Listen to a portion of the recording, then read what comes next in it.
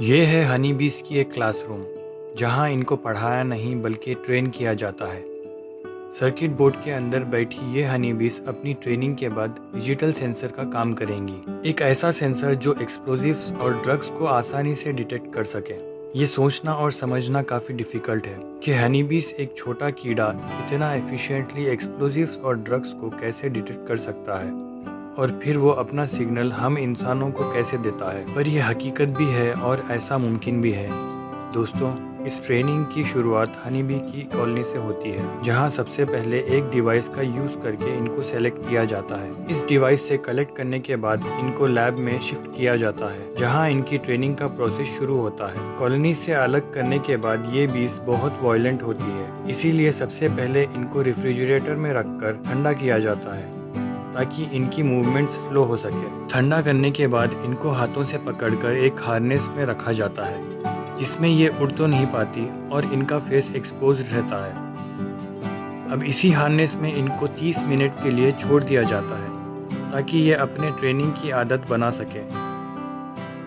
एक एक honey bee को हार्नेस में लगाना बहुत टाइम कंज्यूमिंग होता है, इसीलिए कई लैब्स ये काम मशीन्स की हेल्प से एग्जीक्यूट करती हैं। अब अगले 2 दिन तक इन हनी बीज को ट्रेन किया जाता है।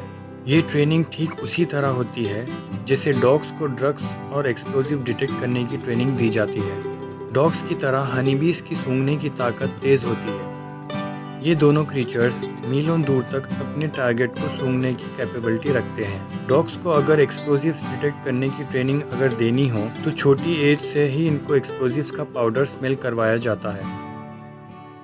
जब भी डॉग ये स्मेल करता है तो इसको रिवॉर्ड में कुछ ट्रीट दिया जाता है। इसमें ये मेक श्योर करते हैं कि बिना एक्सप्लोजिव को स्मेल करे खाना ना दिया जाए।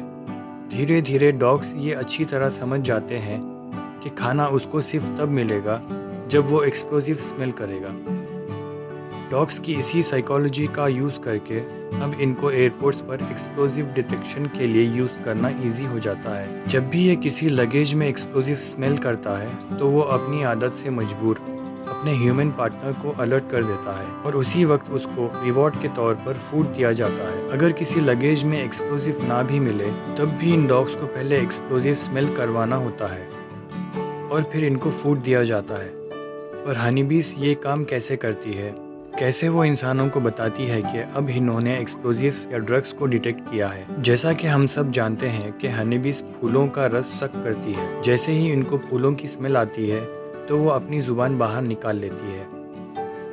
इनकी जुबान स्ट्रॉ की तरह होती है जिससे वो नेक्टर को सक करती है। फूलों की स्मेल पर जुबान निकालने की इस आदत को बदलना इतना मुश्किल नहीं होता। हार्नेस में बंधी ये बीस गिव अप कर जाती है और इनमें से शॉर्ट लिस्टिंग की जाती है।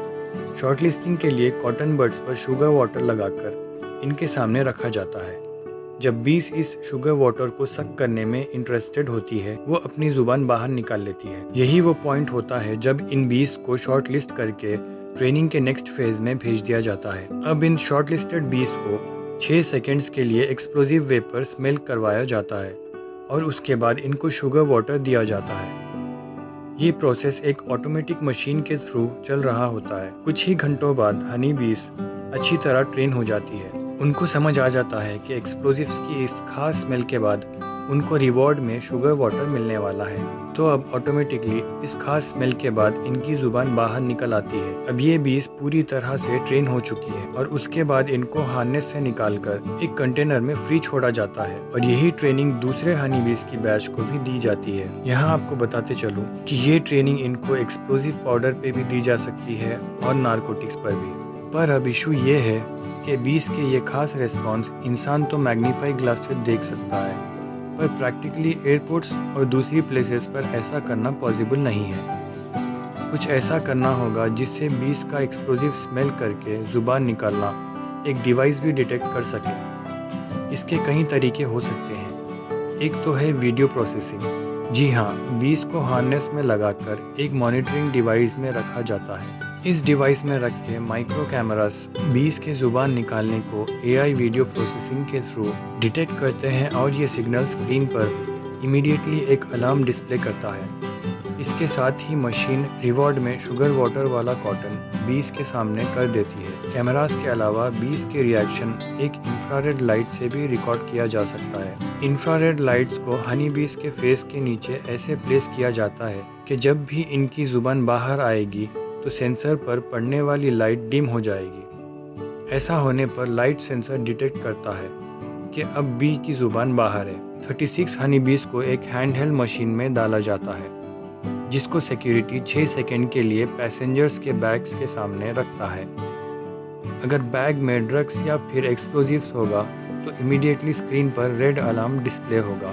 डॉग्स और हनी बीस की इस पावर को अगर कंपेयर किया जाए तो इसमें बहुत डिफरेंसेस सामने आते हैं। जो ट्रेनिंग डॉग्स को दी जाती है उसमें कई साल लग जाते हैं, जबकि हनी बीस को चंद घंटों में ही ट्रेन किया जाता है। ना सिर्फ इतना बल्कि कंपैरेटिवली बीस पर होने वाला खर्चा भी कम होता है। इसके साथ साथ कई केसेस ऐसे होते हैं जहां डॉग्स का इस्तेमाल पॉसिबल ही नहीं होता, जैसे कि ज़मीन में छुपाई गई लैंड माइंस को फाइंड करना।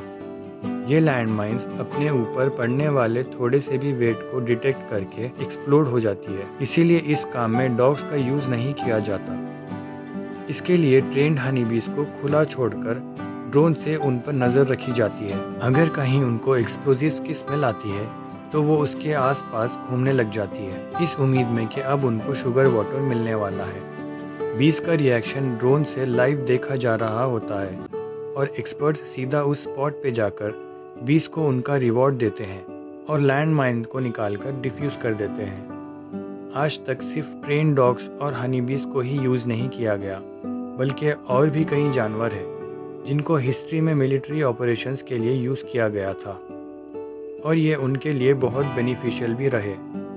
आई होप आपको ये वीडियो पसंद आई होगी। मिलते हैं अगली इन्फॉर्मेटिव वीडियो में।